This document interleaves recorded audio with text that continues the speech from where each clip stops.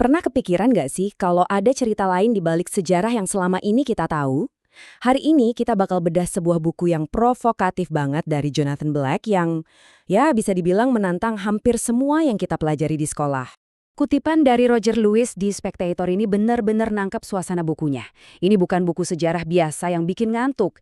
Ini tuh kayak undangan buat masuk ke dunia yang penuh rahasia, pengetahuan tersembunyi, dan ya, konspirasi kosmik. Dan ini dia, pertanyaan kuncinya, yang jadi dasar pembahasan kita hari ini. Gimana kalau sejarah yang kita kenal itu cuma versi yang disetujui aja?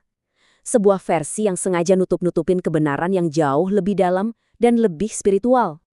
Oke, kita mulai ya. Bagian pertama dari buku ini langsung ngenalin premis utamanya. Katanya, ada sebuah sejarah yang berjalan paralel sama sejarah resmi, tapi sengaja disembunyiin dari kita semua. Jadi intinya gini, di balik semua peristiwa besar dunia, perang, revolusi, penemuan ilmiah, katanya ada arus bawah tanah dari sebuah filosofi kuno. Filosofi ini dijaga ketat kerahasiaannya dan cuma diwariskan ke orang-orang terpilih yang disebut para inisiat. Nah, di sini nih premisnya jadi makin liar. Menurut Black, tradisi rahasia ini bukan diisi sama orang-orang aneh di pinggiran sejarah. Coba lihat nama-nama ini. Plato, Leonardo da Vinci, Shakespeare, Isaac Newton, bahkan George Washington dan Napoleon. Buku ini bilang mereka semua itu bagian dari rantai penjaga pengetahuan kuno ini. Gila kan? Sekarang kita masuk ke kunci intelektual buat ngerti cara pandang buku ini. Ini soal konflik ide yang fundamental banget yang ngebentuk cara kita semua ngelihat realitas. Slide ini ngegambarin banget bedanya. Di satu sisi, ada pandangan ilmiah modern yang kita anut sekarang.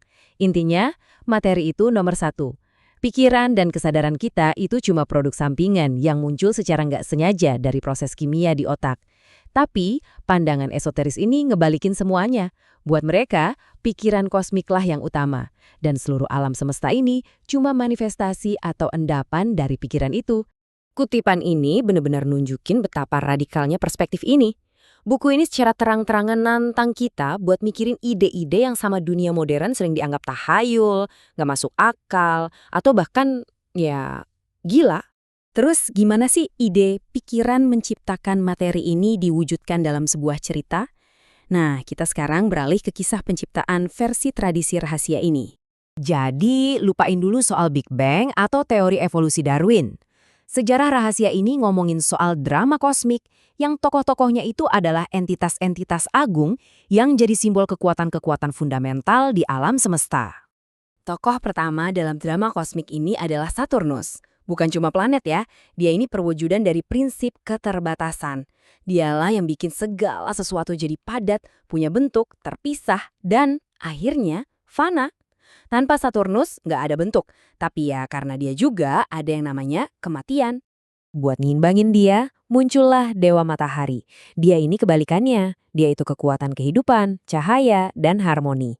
Menurut mitos ini, dia menyanyikan dunia ini dari kekacauan yang dibikin Saturnus dan menciptakan semacam surga di awal mula, Taman Eden.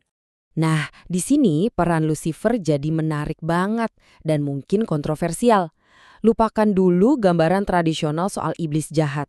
Di sini dia dijuluki pembawa cahaya. Dia yang ngenalin api kesadaran diri, hasrat, dan kehendak bebas ke manusia. Menurut pandangan ini, kejatuhan manusia dari Taman Eden itu bukan hukuman, tapi sebuah tragedi yang perlu terjadi. Sebuah langkah evolusi yang menyakitkan supaya manusia bisa jadi individu yang sadar. Pertanyaannya sekarang, kalau cerita ini beneran ada, gimana caranya bisa bertahan selama ribuan tahun? Oke, kita bahas soal siapa yang diduga jadi para penjaga rahasia ini. Buku ini mengklaim ada semacam rantai warisan yang nggak pernah putus. Pengetahuan ini diturunin diam-diam lewat perkumpulan-perkumpulan rahasia. Dimulai dari sekolah-sekolah misteri para pendeta Mesir kuno, terus ke kesatria Templar, lalu ke para mistikus yang dikenal sebagai Rosicrucian, dan akhirnya sampai ke kelompok yang mungkin lebih kita kenal, Freemason. Dan ini bagian yang paling bikin tercengang. Rahasia-rahasia ini tuh nggak dikubur di gurun antah berantah.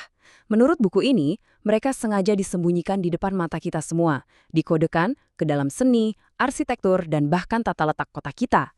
Coba dipikirin, Tata letak jalanan di Washington DC, lukisan Mona Lisa, jendela kaca patri di katedral-katedral gotik yang megah, bahkan cerita pengantar tidur kayak Alice in Wonderland. Buku ini berargumen kalau semua hal yang kita anggap biasa ini sebenarnya adalah wadah yang nyimpen simbolisme dan ajaran dari sejarah rahasia dunia. Oke, terus apa artinya semua ini buat kita sekarang? Nah, ini yang membawa kita ke kesimpulan dari buku ini, yang intinya adalah sebuah tantangan langsung buat cara kita memandang dunia. Poin utamanya adalah ini. Dengan cuma menerima pandangan materialistis, kita mungkin udah kehilangan sesuatu yang berharga banget. Kita kehilangan gagasan bahwa alam semesta ini hidup, punya kesadaran, dan penuh makna. Kita seolah menukar sebuah kosmos yang bertujuan dengan sebuah kebetulan kosmik yang dingin dan acak. Dan ini membawa kita ke pertanyaan terakhir yang provokatif dari buku ini, yang aku serahkan ke kalian buat direnungkan. Ketika dihadapkan pada misteri kehidupan, entah itu kebetulan yang terasa bermakna, intuisi, atau pengalaman spiritual, kalian bakal milih apa sebagai panduan? Penjelasan para ahli yang bilang itu semua cuma ilusi, atau pengalaman pribadi kalian sendiri yang terasa begitu nyata?